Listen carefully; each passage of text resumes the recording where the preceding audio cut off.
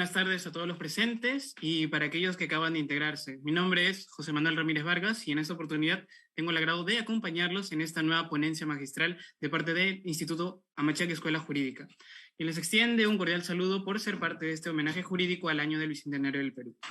Saben, siempre hay una pregunta que ronda por mi cabeza y esa es, ¿por qué en los últimos años se ha vuelto cada vez más frecuente hablar de criminalidad organizada en el Perú? Específicamente el lavado de activos, siendo esta una de las diversas formas que adopta esta problemática, ya que este delito se ve inmerso en el ámbito social, político y económico del país. El lavado de activos puede definirse como la acción que realizan aquellos que tratan de disfrutar de ciertos beneficios económicos burlándose de la ley, pretendiendo en convertir lícitas sus prácticas ilícitas, involucrando en el proceso a una gran diversidad de personas naturales y jurídicas. Lamentablemente, este fenómeno ha demostrado ser totalmente perjudicial para el país. Recordemos que uno de los delitos cometidos en el caso de Lavajato, entre los muchos delitos que se le atribuyen, es el de lavado de activos en las campañas presidenciales del 2016. Asimismo, se esperaba que con la llegada del Bicentenario, la práctica de este delito mermara. Inclusive se pensaba que podría llegar a resolverse la discusión que existe entre la doctrina y la jurisprudencia respecto a este tema, ya que algunas veces los artículos 1, 2, 3 del decreto legislativo 1106 no son suficientes para poder penar este acto ilícito, de modo que es pertinente reflexionar acerca del tratamiento jurisprudencial del delito de lavado de activos de una manera compleja, dinámica, proactiva, con el fin de frenar y superar este accionar delictivo que tanto daño causa al país.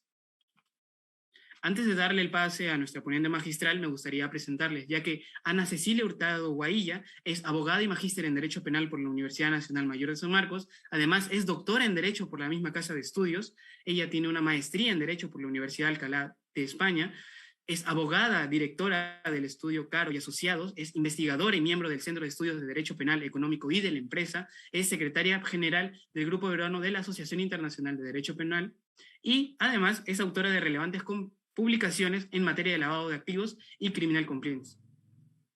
Bueno, quisiera recordarles a todos los presentes que mantengan sus micrófonos y cámaras apagadas. Las preguntas que tengan pueden dejarlas en el chat para que éstas sean absueltas al finalizar la sesión. Asimismo, extiendo un agradecimiento a nuestra ponente por su predisposición y tiempo y dedicación para ser parte de este magno evento. Habiendo dicho todo esto, le cedo la palabra a la doctora Hurtado, quien en esta oportunidad disertará en torno a las reflexiones sobre el tratamiento jurisprudencial del delito del lavado de activos.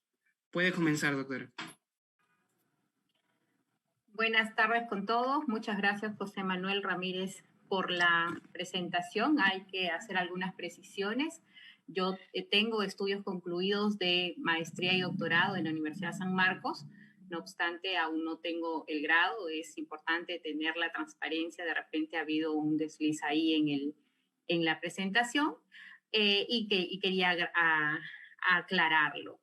Sin embargo, tengo también un máster en blanqueo de capitales por la Universidad de Santiago Compostela, España, que es una especialidad que tomé para analizar precisamente este delito, ¿no? El delito de lavado de activos, que es materia de mi ponencia en el presente evento. En primer lugar, quiero agradecer a los estudiantes egresados y miembros del grupo Amachac que han tenido la gentileza de invitarme y de participar en este segundo Congreso Internacional Multidisciplinario de Derecho y en el cuarto encuentro macrorregional de estudiantes de Derecho, ¿no? Para tocar precisamente estos temas, estas reflexiones, como muy bien lo ha señalado, sobre el delito de lavado de activos y la problemática jurisprudencial y doctrinaria también que se presenta, ¿no? En el tratamiento de este delito, en la aplicación y en la lucha contra la criminalidad organizada, específicamente el delito de lavado de activos. Ya vamos entrando a materia.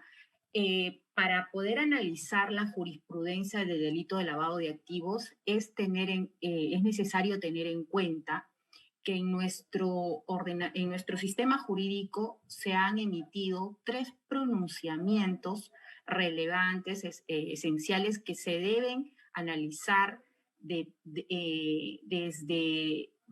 con todo el detalle necesario para poder entender cómo se debe aplicar el delito de lavado de activos.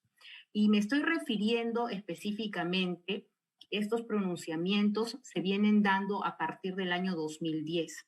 Como todos sabemos, el delito de lavado de activos se regula en nuestro país desde el año 1991 con la incorporación de los tipos penales en la parte de los delitos de tráfico ilícito de drogas, ¿no? Con las modificaciones que se hacen al artículo 296, se incorpora el artículo 296A y 296B, y con estos tipos penales pues se criminaliza el delito de lavado de activos, de los activos provenientes del delito de tráfico ilícito de drogas.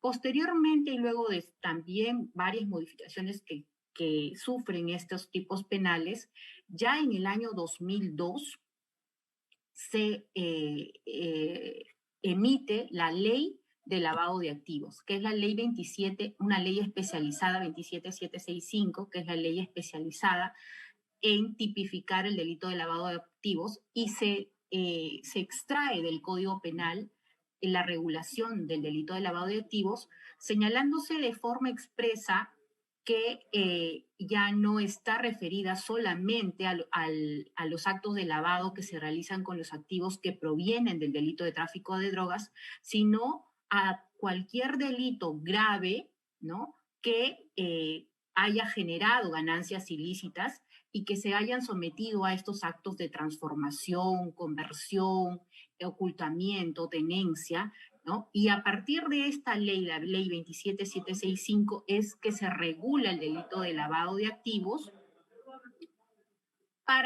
de una forma más amplia, para cualquier delito, similares a los delitos graves que se estipulaban en el artículo 6 de esta ley 27765.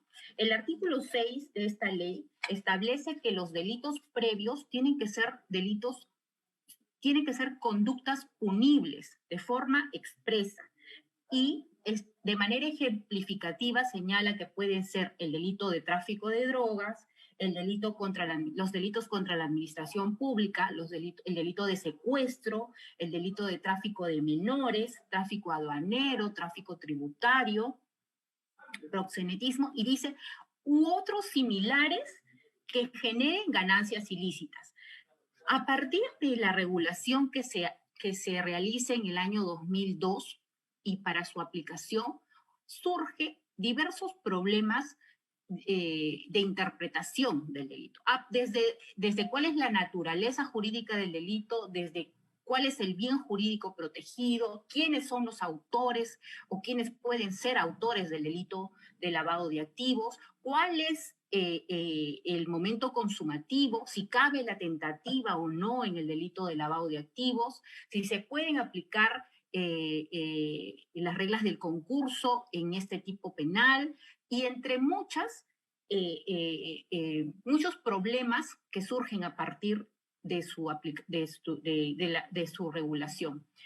Estos problemas se han intentado y se han tratado a través de la jurisprudencia de resolver a partir del año 2010, que se emite el Acuerdo Plenario 3-2010, en el sexto plenario jurisprudencial de las salas penales permanentes y transitorias de la Corte Suprema, en la que participaron como ponentes el doctor Prado Saldarriaga y el doctor César San Martín Castro.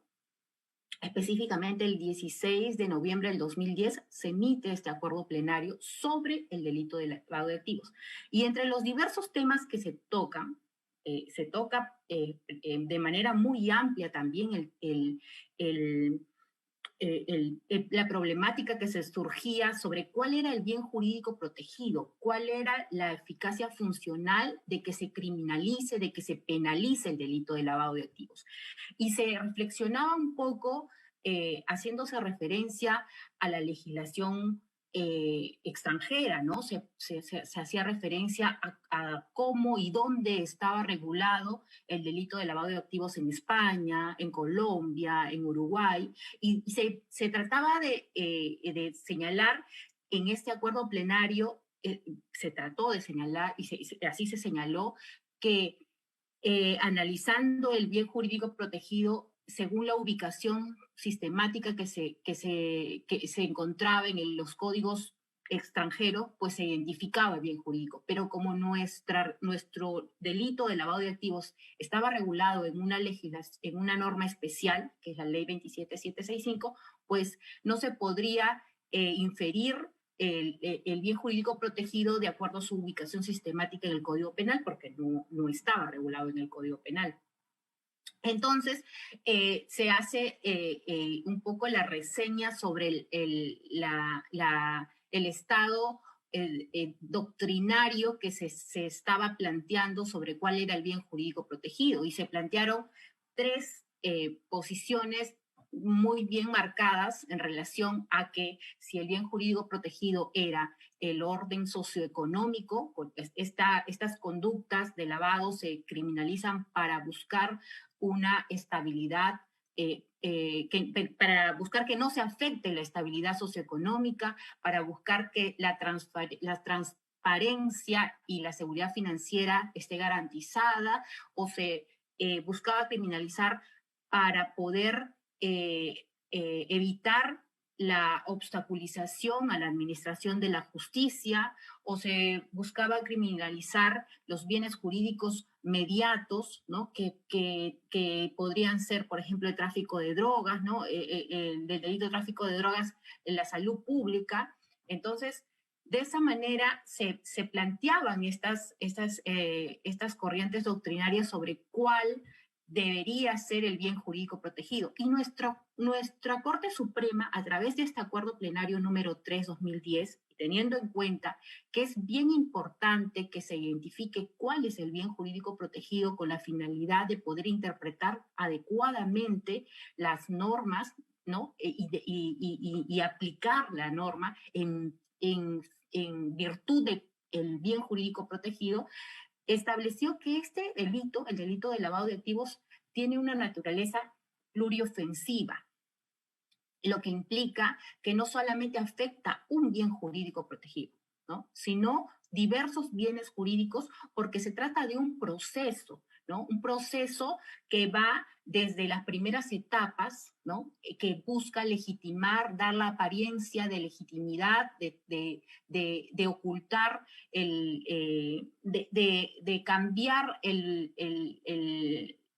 origen ilícito, las primeras etapas de colocación, de conversión, de transferencia, y las etapas finales, que son de ocultamiento y de tenencia, que ya buscan más bien ensombrecer, ¿no? Entonces, teniendo en cuenta esta dinámica del delito de lavado de activos, se establece a través de este acuerdo plenario que el bien jurídico protegido es de naturaleza pluriofensiva y por lo tanto que en las primeras etapas va a proteger efectivamente el orden socioeconómico, pero no solamente el orden socioeconómico, porque si se tiene en cuenta que algunos actos de lavado incluso benefician al orden socioeconómico, por ejemplo, si se comete un delito de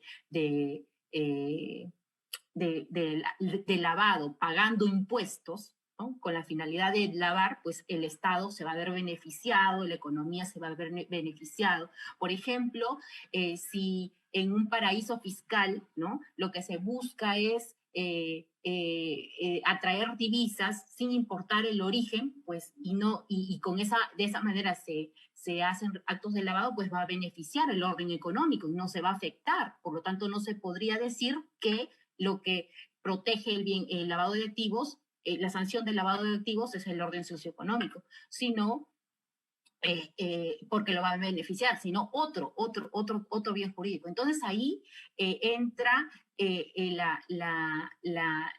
el bien jurídico contra la administración de justicia, ¿no? Entonces, ¿qué es lo que se estaría buscando? Se estaría obstaculizando a que se administre justicia adecuadamente y a que se sancione a estas personas que finalmente invierten o reinvierten o tratan de ocultar sus ganancias ilícitas para luego no solo disfrutarlos, sino también cometer otros delitos con estas ganancias ilícitas. Entonces, teniendo en cuenta estos bienes jurídicos, en este acuerdo plenario se establece que es un bien jurídico pluriofensivo el que se trata de proteger y que es tanto el orden socioeconómico, tanto la transparencia del sistema financiero como la seguridad del sistema financiero, así como la estabilidad de los mercados. ¿Por qué? Porque ¿por qué no se puede decir que solamente la administración de justicia podría ser el bien jurídico protegido en el delito de lavado de activos? Porque si interpretamos de esa manera, estaríamos asimilando el delito de lavado de activos como un delito de encubrimiento, ¿no? Un delito de favorecimiento real. No se condice con la pena, ¿no? Y con la naturaleza dinámica del delito de lavado de activos. Entonces, lo que se establece es que es un delito pluriofensivo, porque no solamente tiene la finalidad el lavador de ocultar el origen ilícito, que podría ser solamente el ocultamiento un delito de encubrimiento, sino de ocultarlo para finalmente reutilizar, reinvertir esto en el mercado, de introducirlo y de esta manera afectar la estabilidad económica, ¿no? de un país, de una sociedad. Entonces, de esa manera se explica en este acuerdo plenario, que me parece muy, muy interesante, cuando analiza el bien jurídico protegido. Pero hay otro tema que también es importante y que ha sido también materia de mucha discusión, y que inclusive en el año 2017 fue el motivo principal por el cual se emitió la sentencia plenaria cassatoria 1/2017, que es una de las tres, como les he dicho, pronunciamientos jurisprudenciales emitidos por la Corte Suprema en materia de lavado de activos, que es este acuerdo plenario 3/2010, el acuerdo plenario 7/2011 y la sentencia plenaria 1/2017. En este acuerdo plenario 3/2010 también se realiza un tratamiento, se admite un pronunciamiento sobre el origen del delito, el origen ilícito del delito de lavado de activos. Y la problemática radica en cómo se debe entender este elemento que está establecido en el tipo penal cuando dice que el agente, ¿no? Puede convertir, transferir activos de origen ilícito, ¿no? Los activos tienen que ser de origen ilícito. Entonces entendemos que el objeto material del delito de lavado de activos es el activo de origen ilícito. Pero ¿qué debemos entender por origen ilícito? Y ahí también la doctrina y también la jurisprudencia han marcado diversas interpretaciones sobre ese origen ilícito. Ha dicho que el origen ilícito puede ser, tiene que ser un delito previo, un delito fuente, ¿no? Un delito determinante.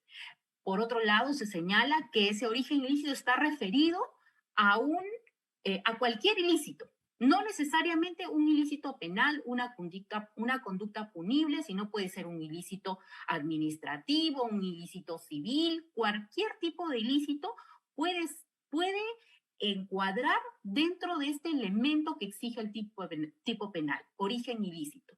Por otro lado, también se señala que la referencia que hace el tipo penal a que los activos tienen que tener un origen ilícito para que puedan ser objeto material del delito, está referido a una referencia fenomenológica, algo referencial, que no es un elemento del tipo penal, que es una referencia que no se requiere acreditar que se trate de un delito, ni siquiera a nivel de injusto, ¿no? Basta una acreditación inclusive genérica, abstracta. Entonces, hay esas posiciones que definen lo que se debe entender por origen ilícito, pero estos pronunciamientos emitidos por la Corte Suprema han delimitado de alguna manera o acotado estas interpretaciones que se le dan a este elemento. En primer lugar, en el acuerdo plenario 3/2010 se habla de delito fuente, ¿no? Se habla de un delito previo, delito fuente. Entonces, cuando habla de delito fuente, ya nos está acotando que el origen ilícito está referido a un delito, no está referido a cualquier actividad ilícita que no tenga naturaleza o relevancia penal, sino que está referido a un delito. Y hace referencia a que se tratan de delitos, ¿no? De actividades criminales generadoras de activo ilícito. Pero ahí surge otra problemática, ¿no? En relación a la acreditación. ¿Cuál es el elemento normativo del tipo? ¿El elemento normativo es el delito fuente o es el origen ilícito? Y ahí surge la discusión de si lo que se debe acreditar es un origen ilícito o un delito fuente, ¿no? Entonces, sobre eso también se pronuncia el acuerdo plenario, y el acuerdo plenario establece de forma clara que el delito fuente es un elemento normativo del tipo, que el origen ilícito, para que se configure el elemento normativo origen ilícito, se requiere que haya un hecho, y este hecho tiene que ser una actividad criminal que pueda haber generado activos derivados de esta actividad criminal. Entonces, lo que se tiene que acreditar es la actividad criminal, ¿no? Y vincular esta actividad criminal con el activo, para luego valorar este aspecto descriptivo, valorarlo y establecer que se cumple el elemento normativo del tipo penal, que es origen ilícito. Entonces, sí se requiere acreditarse y verificarse en la existencia de un delito o de una actividad criminal. Lo que no se requiere es que se establezca de forma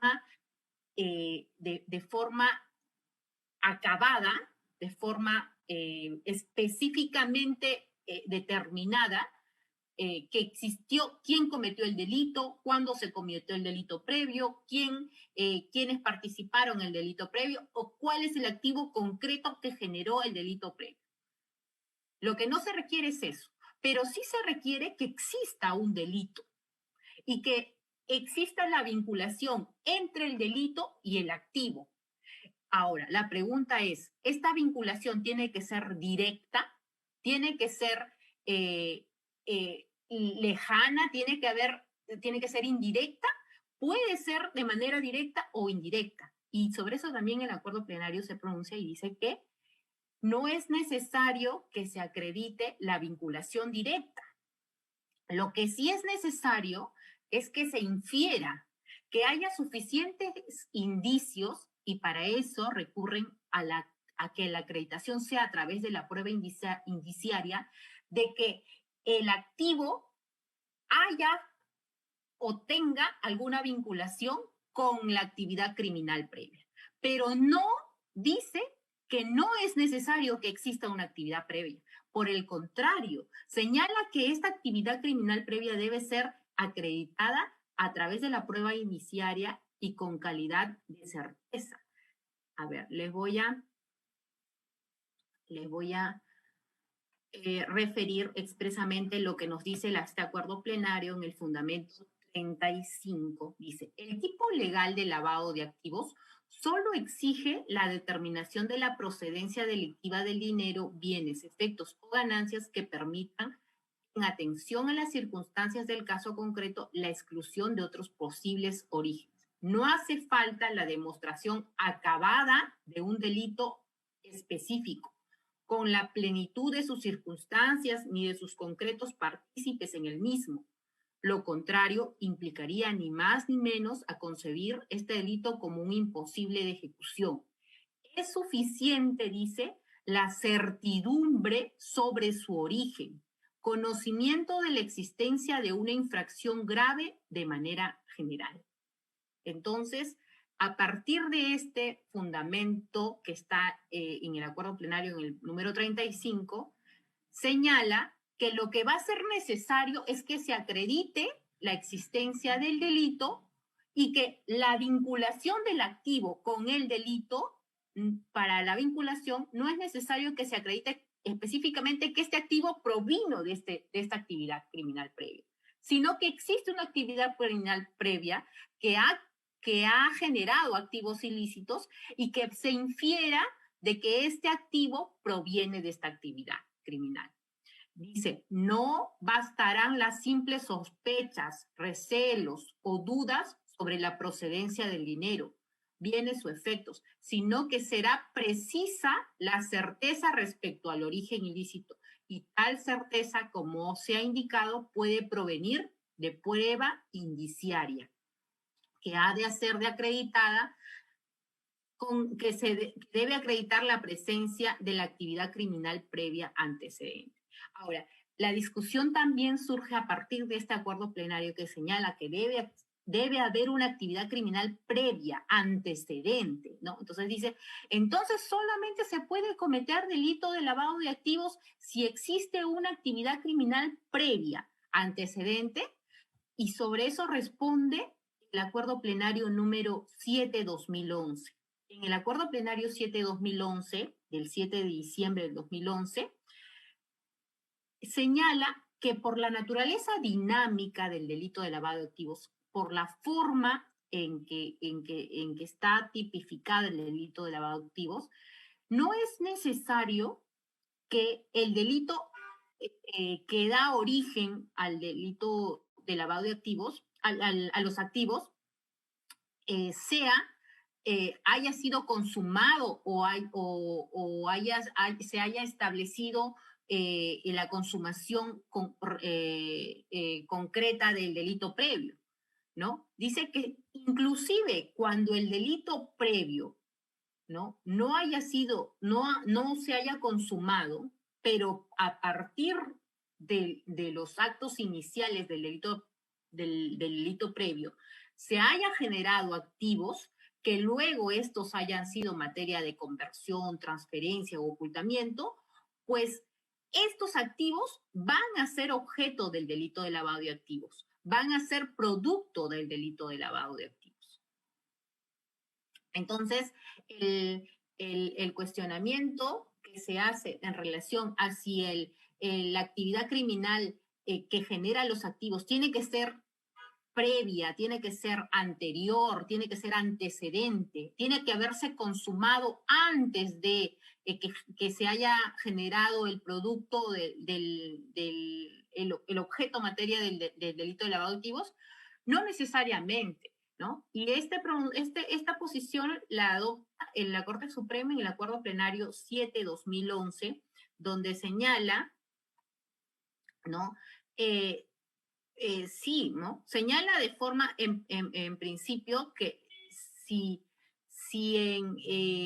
se requiere, si se requeriría que sea un delito antecedente consumado. Sin embargo, también señala, ¿no?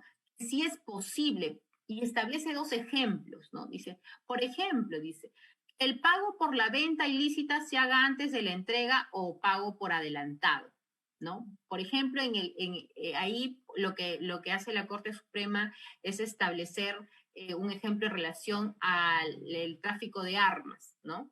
En este caso dice, si X pacta con Y el suministro de armas a cambio de una suma de dinero, ¿no? Será pues el dinero, esa suma de dinero que va a ser entregada y luego es materia de lavado ese dinero, ¿no? Es materia de conversión. Pues todos los actos que se realicen con ese dinero que se recibe producto de esa compra-venta de armas van a ser actos de lavado. Pero, por ejemplo, si este delito de suministro se frustra y no se llega a entregar este dinero, pues ahí no va a caber promover la acción penal por el delito de tráfico de lavado de activos, porque no se ha llegado a recibir el dinero que es producto de este delito previo, que sería tráfico de armas. Pero, ¿qué pasa, dice la Corte Suprema, si el pago por esta venta ilícita, se hace antes de la entrega o se paga por adelantado? ¿no? ¿Qué pasa si le dices, te voy a dar el 50% y, y recibe ese 50% y luego con ese 50% va y compra un bien, compra un vehículo? Esos actos son actos de lavado. Si tenemos en cuenta que el delito, que la compraventa de armas todavía no se ha consumado, todavía no le han entregado las armas, él ha entregado un adelanto. Ahí habría delito de lavado de activos, y ahí es donde la Corte Suprema dice que sí, ¿no? Que sí, que no importa que el delito se consume después, no importa si el delito es antes o después. Lo importante es acreditar que el dinero o el activo tiene un origen ilícito, inclusive porque puede hacer que el acto el delito previo quede en tentativa, ¿no? Y lo único que se requiere acreditar es que existe una actividad criminal previa, ¿no? A nivel de tipicidad y de antijuricidad. No necesariamente que se haya consumado, no necesariamente que esté en tentativa, no necesariamente que se haya identificado a quienes participaron en el delito previo. Entonces, por la forma, por la dinámica de del delito de lavado de activos, caben estas posibilidades, ¿no? Sobre qué es lo que se debe, cómo se debe establecer el origen ilícito del delito de lavado de activos. Pero también quería señalar, haciendo un paréntesis, que a nivel internacional, los pronunciamientos que se han dado sobre o la forma que se ha regulado la forma que se ha regulado el delito de lavado de activos nos permite inferir que la legislación internacional se decanta por precisar que el origen ilícito se refiere al delito previo. No solamente se refiere a la vinculación como lo ha establecido nuestra Corte Suprema, que lo que se tiene que acreditar es y lo que es el elemento normativo del tipo de lavado de activos es el elemento origen ilícito y no delito previo. Pero la legislación internacional, y también comparada en muchos casos, no en todos, porque la referencia a origen ilícito es una referencia legislativa nacional. ¿Cómo regulan el delito de lavado a nivel internacional? Por ejemplo, en la Convención de Viena, ¿no? que es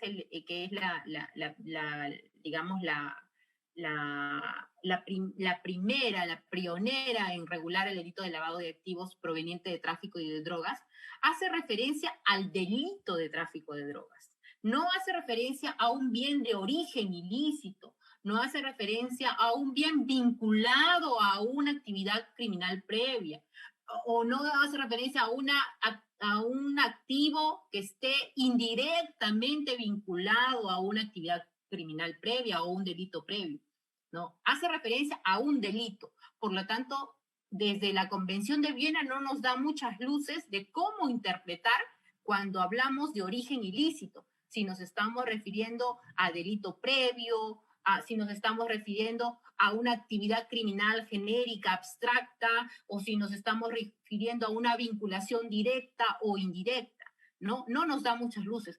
Cuando nos vamos al Convenio de Palermo, que es el delito contra de las Naciones Unidas contra las organizaciones criminales, tampoco podemos, claro, contra la delincuencia organizacional, transnacional, no hace referencia al activo de origen ilícito. Lo que dice es el activo producto del delito, ¿no? Nos hace referencia a los delitos graves, ¿no? Nos hace referencia a los delitos que están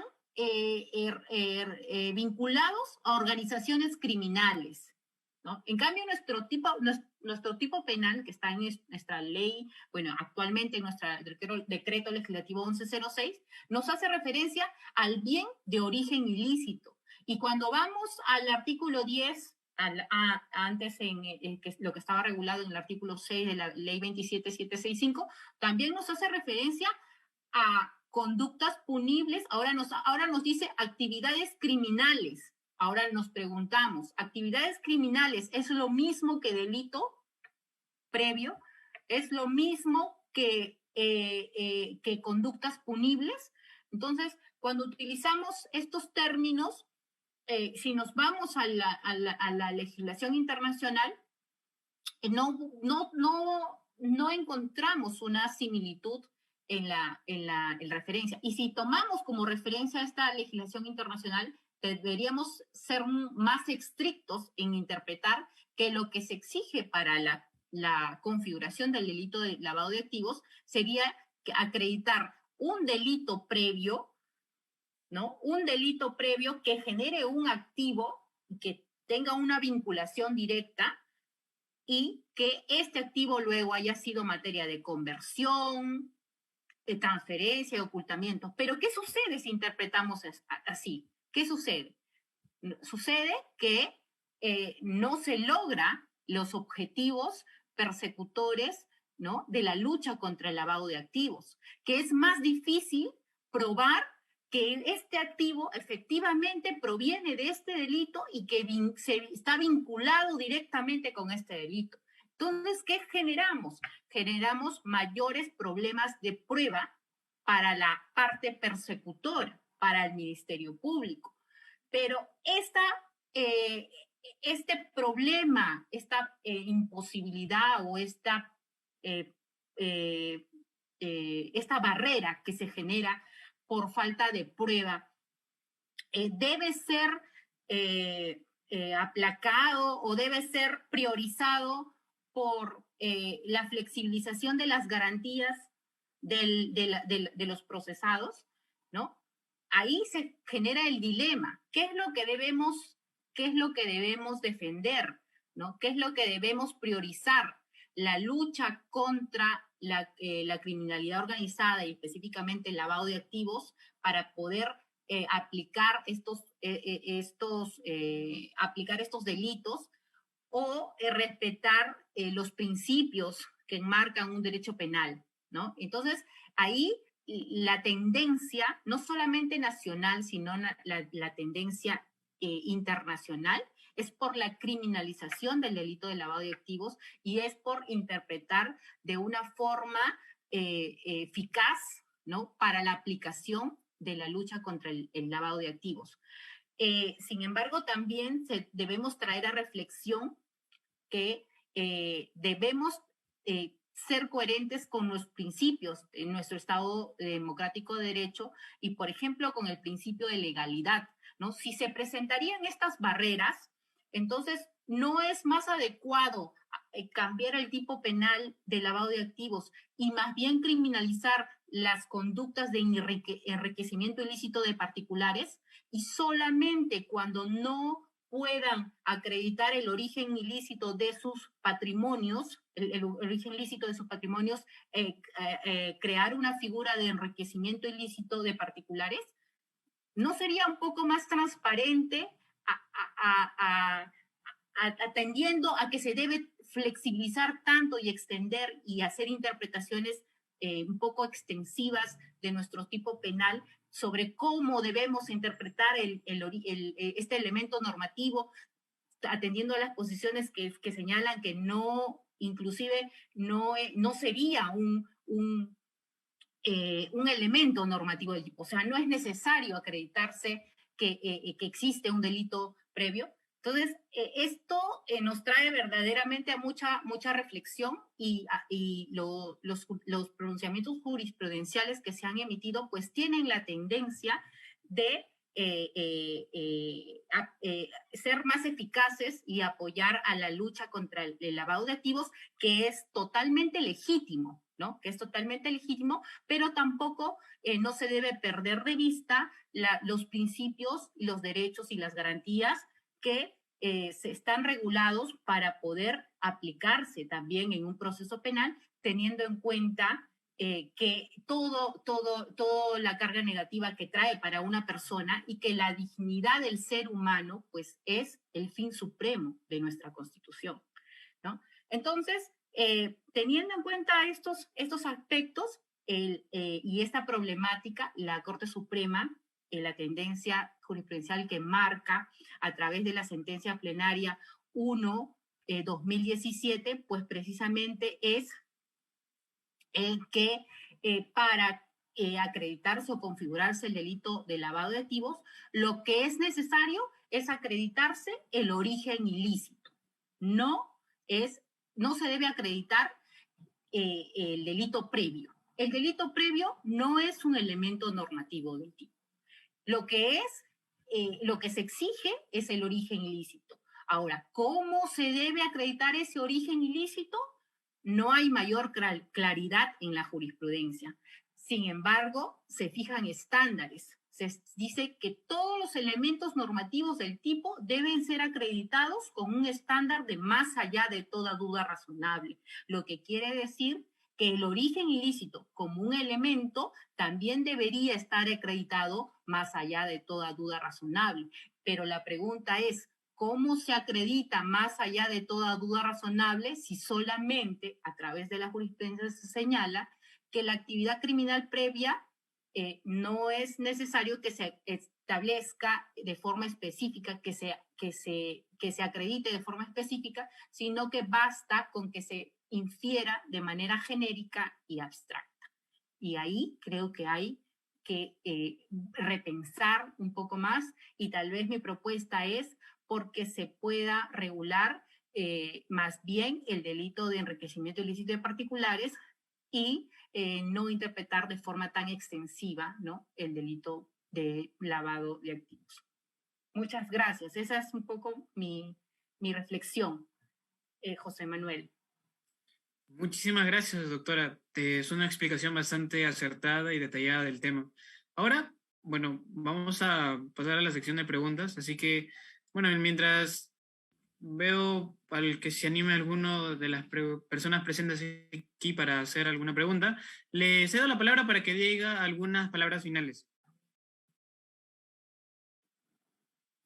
Sí, bueno, en primer lugar, muchas gracias nuevamente por la invitación. En realidad, me complace mucho participar en este congreso. Espero que para todos sea también muy fructífero. Creo que ustedes son una institución que sí se destaca por realizar este tipo y generar estos espacios, este tipo de eventos y estos espacios donde se puede, pues, exponer las ideas de forma libre, y también se puede encontrar una interacción con los participantes que sea fructífera para todos, ¿no?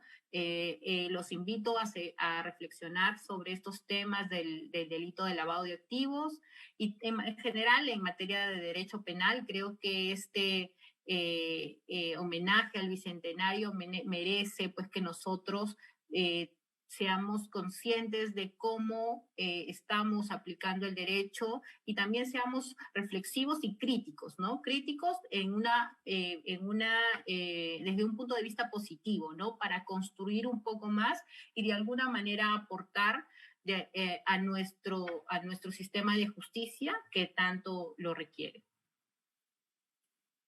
Muchísimas gracias, doctora. Sí, justamente acaban de llegar algunas preguntas al interno, así que se las formularé. ¿Considera necesario que la Corte Suprema reexamine la tipificación del lavado de activos en su forma culposa? De ser así, ¿por qué? En relación al delito de lavado de activos, nuestro tipo penal no establece, no regula la forma culposa del delito de lavado de activos. A diferencia de España, ¿no? En el ordenamiento español sí existe una regulación expresa sobre la modalidad culposa. En Perú no.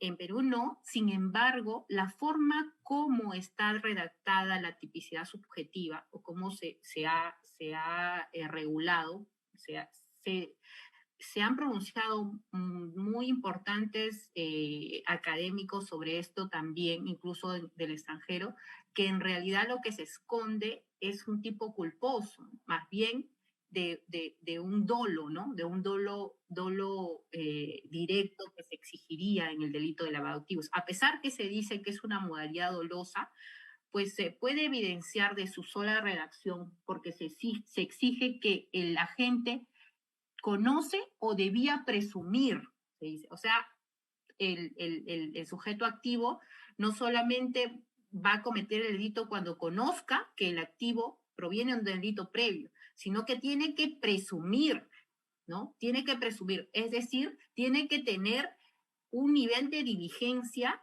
para que pueda verificar si efectivamente el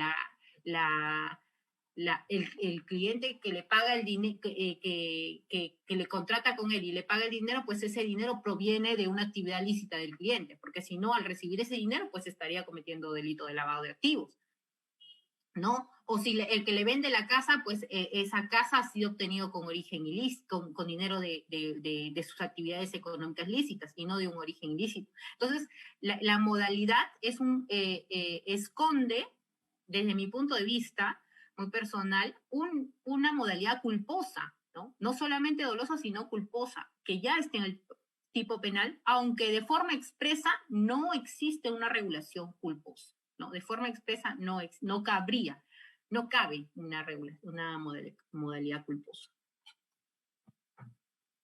Muy bien, doctora. Tenemos otra pregunta y es, ¿cómo podría demostrarse que un juez que dio un fallo en contra de, a ver, en contra de una investigación por presunto lavado de activos, se encuentra involucrado también con esta práctica delictiva?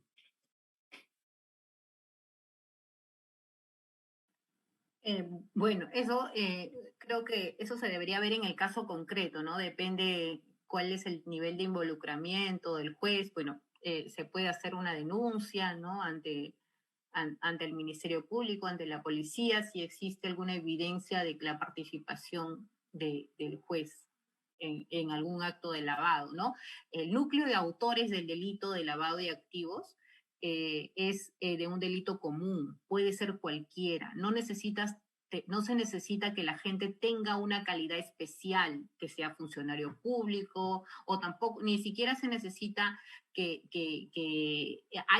haya intervenido en el delito previo, ¿no? Puede ser alguien que no ha intervenido en el delito previo, como también existe la posición de que puede ser inclusive aquel que también ha intervenido en el delito previo, también comete el delito de lavado y eso se llama autolavado, ¿no? Entonces no hay un círculo de autores definido, es un delito común.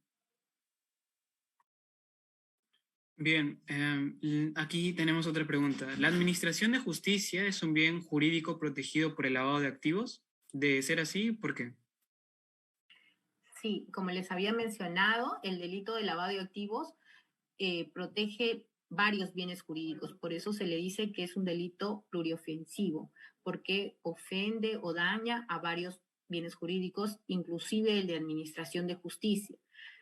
¿Por qué? ¿En qué modalidades? Específicamente se señala que las modalidades en las que se afecta directamente la administración de justicia son las modalidades de ocultamiento y tenencia, porque con estas modalidades pues se busca obstaculizar que las autoridades encuentren el activo de origen ilícito, ¿no? Y puedan incautarlo, decomisarlo.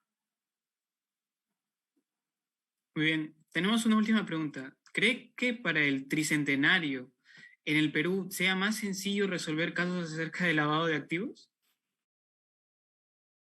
Bueno, yo creo que en 100 años van a pasar muchas cosas.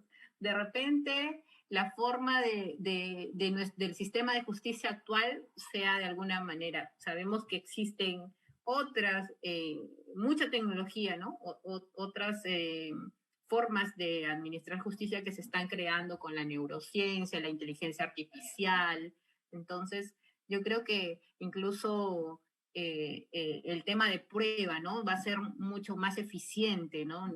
Inclusive actualmente se utilizan determinados procedimientos para que sea mucho, por ejemplo, el ADN, que es una prueba científica que va casi certera, que lo único que se pueden cuestionar pues son la metodología en la aplicación concreta, pero no en su en su seguridad, ¿no?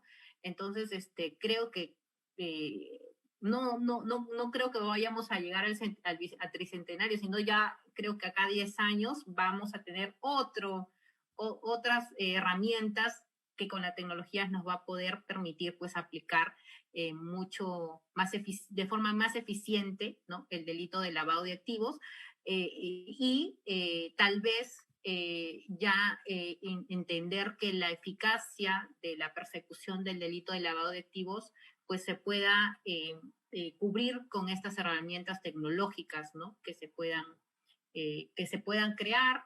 Yo creo que ya no tiene que pasar 100 años, sino como avanza la tecnología, pues es seguro que en unos cuantos años ya tengamos todo eso. Entiendo, doctora. Sin duda es una pues, visión bastante próspera y te da muchísimas esperanzas. Muchísimas gracias, doctora, por esta ponencia. Cuídense mucho, doctora. Tengan muy buenas tardes. Buenas tardes a todos. Muchísimas gracias.